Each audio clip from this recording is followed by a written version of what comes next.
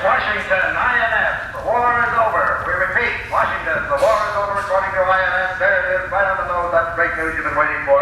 And if there's a cheer in your eye, there is in everyone's ear this news wrong.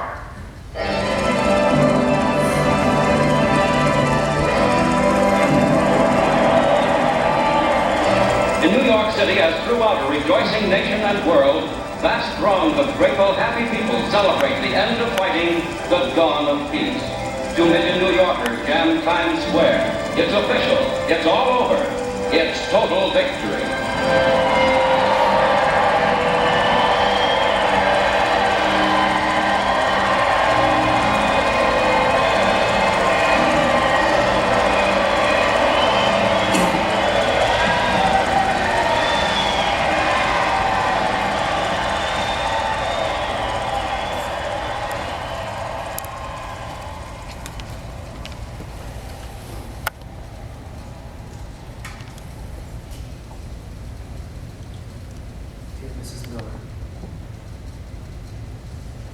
Times like this, as I write this letter, that I realize there are no words that can do justice or calm the heart.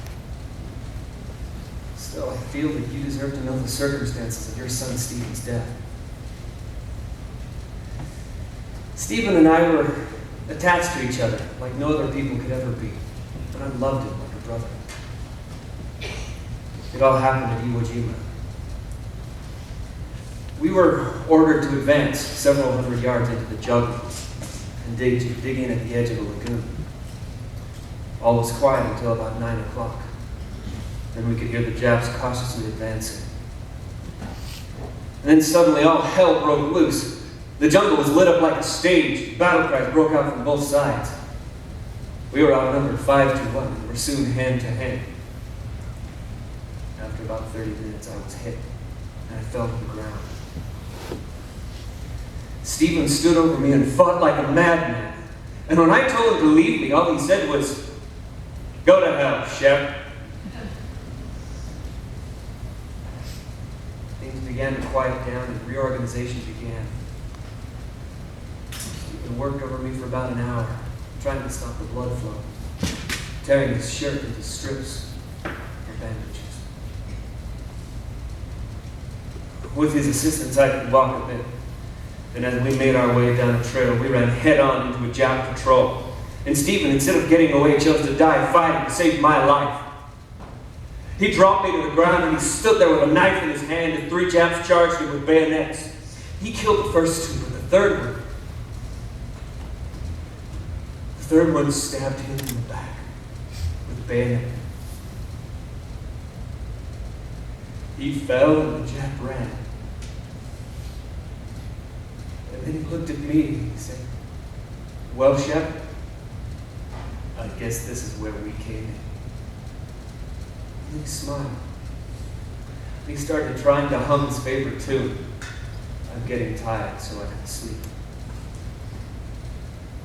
And then he just went to sleep. I put my hand on his heart and began to crawl toward the Jap lines. And by some miracle, I reached the hill safely. I can't explain this feeling, to know that I'm alive because Stephen's dead. To know that he stood over me and fought, died saving my life when he could have run. The weight of his death is overwhelming. And I give my life 1,000 times over to bring him back.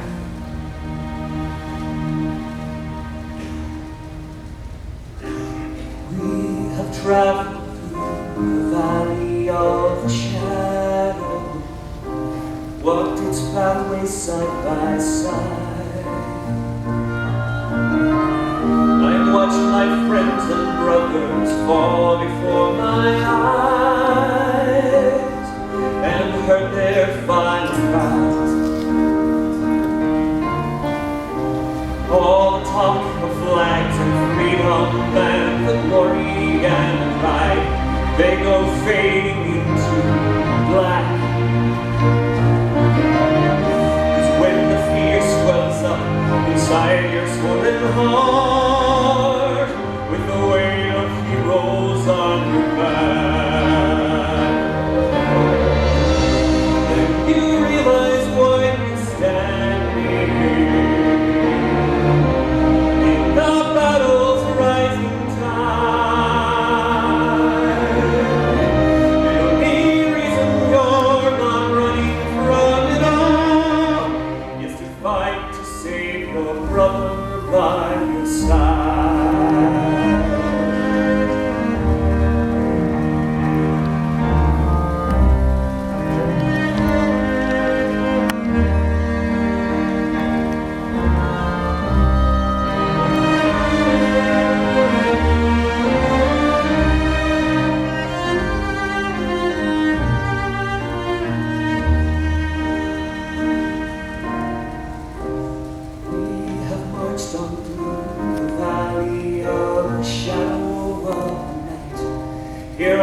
watched my best friend fall. He fought to save my life, lost his in return. I'm left to